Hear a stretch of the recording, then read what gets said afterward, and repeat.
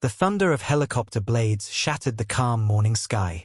Neighbors rushed onto their lawns, coffee mugs trembling in their hands, phones recording every second. And there, dangling from steel chains like a trophy, was Karen's gleaming white Lexus. Our self-proclaimed HOA queen shrieked, clawing at the air as her car rose higher, her reign of terror literally flying away. But here's the twist. This wasn't just about a car. This was about years of bullying, petty rules, and one man's plan for poetic justice. And when that Lexus landed, it wasn't in a garage, but somewhere far more humiliating. For 15 years, Maple Crest had been my little slice of peace. Kids rode bikes, neighbors waved politely, barbecues filled the weekends. It was the kind of suburb where nothing big ever happened, until Karen moved in. Karen wasn't just another neighbor. She was a force of chaos wrapped in pastel tracksuits and oversized sunglasses. Within weeks, she declared herself queen of the HOA, clipboard clutched like a royal scepter.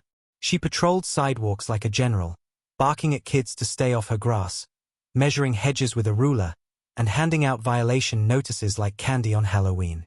At first, I ignored her antics. Everyone figured she'd calm down. But Karen thrived on control. She wasn't happy until everyone was miserable under her rules. Noise complaints for backyard barbecues. Warning letters for Christmas lights too bright.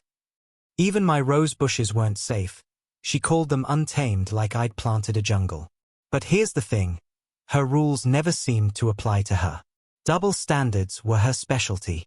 She was judge, jury, and sheriff of Maple Crest. And I was her next target. The battle started small, with my roses. One sunny afternoon, Karen strutted down the sidewalk, sunglasses glinting, clipboard snapping. She stopped at my yard and scribbled furiously. A few minutes later, I found the notice, violation. Rose bushes exceed HOA aesthetic standards. Trim immediately. I laughed. Those roses had been there longer than the HOA itself.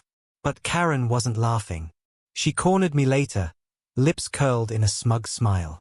Rules are rules, she said. From that day forward, she was relentless.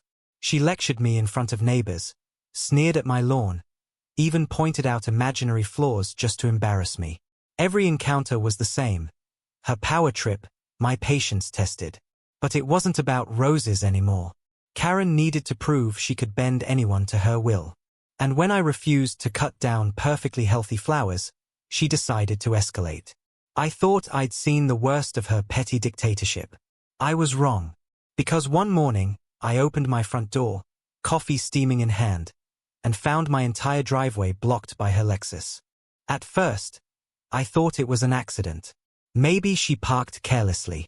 But then I saw the note tucked under my windshield wiper. Bold block letters read, "Perhaps this will remind you. No one is above HOA compliance. Trim the roses or next time, your car gets booted. HOA President Karen." I nearly spit out my coffee. Flowers? She blocked my garage over flowers?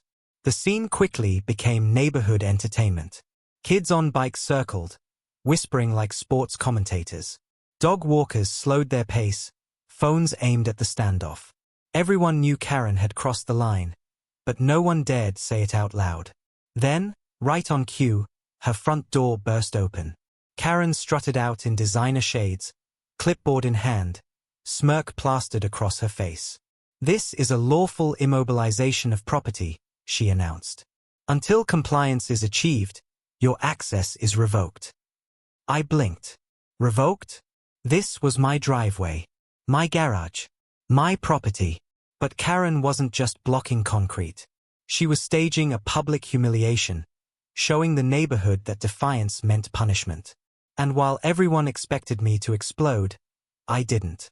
I placed my coffee on the hood of her Lexus, leaned in, and whispered, "Move it, or I'll move it myself." Karen refused. "Call the tow company if you want," she sneered. "They work for us. They won't touch my car." And with that, she marched back inside, leaving her Lexus sprawled across my garage like a throne on a battlefield. Days passed. The Lexus became a neighborhood attraction. Joggers slowed to snap photos. Teenagers live-streamed updates like it was a sporting event. Even old Mr. Jenkins set up a lawn chair, sipping lemonade as if watching theater. And Karen loved it.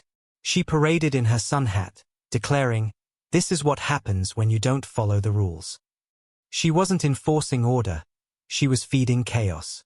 I tried the police. Civil matter. I tried towing companies. All under Karen's contract. Every door slammed shut. She thought she was untouchable.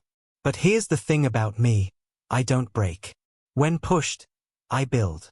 And as I sat on my porch each night, bourbon in hand, watching her Lexus gleam under the streetlight, a plan began to form. This wasn't about roses anymore. This was about power. And if Karen wanted a show, I was about to give Maple Crest a performance they'd never forget. My business was small-scale contracting, dump trucks, forklifts, cranes. I had friends in logistics, men who moved shipping containers like toys. And one name came to mind, Rodney Rota Alvarez, an old buddy who now ran a heavy-lift helicopter service. The idea hit like lightning. If Karen wanted her Lexus to be a monument, I'd make it one. Suspended in the sky for the whole neighborhood to see. But I needed to be smart. Karen thrived on lawsuits. So, I dug into city ordinances, HOA bylaws, even nuisance laws. And there it was, her Lexus, parked across my driveway, wasn't just petty, it was trespassing. And trespassing property can be removed by reasonable means. Was a helicopter reasonable? Maybe not everywhere. But Maple Crest had never met me. I called Rodney. "Can you airlift a car?" He laughed. "Man, I haul steel beams, not Toyotas." "It's not a Toyota," I said. "It's a Lexus. And it's parked illegally across my garage." Silence. Then laughter again. "Send me the address." Saturday morning. That was the plan. Early enough for everyone to see. Late enough for maximum drama. And Karen? She still thought she'd won. Saturday morning dawned quiet. Perfect. Neighbors sipped coffee. Kids biked lazily. Karen paraded in her robe, gloating like a queen. She didn't know what was coming. Then, faint at first, came the sound. Thump, thump, thump. Helicopter blades cutting through the sky. Heads turned, dogs barked, mugs froze mid-sip. The heavy-lift chopper crested the tree line, sunlight flashing off its windows. Wind whipped across lawns, sending chairs tumbling. And there, descending like an angel of chaos, was Rodney's machine. Chains dropped, glinting. His crew rappelled down, wrapping Karen's Lexus in industrial hooks. Gasps. Screams. Phones raised high. Karen shrieked. "Stop. That's my car. I'm the HOA president." But her words vanished under the roar.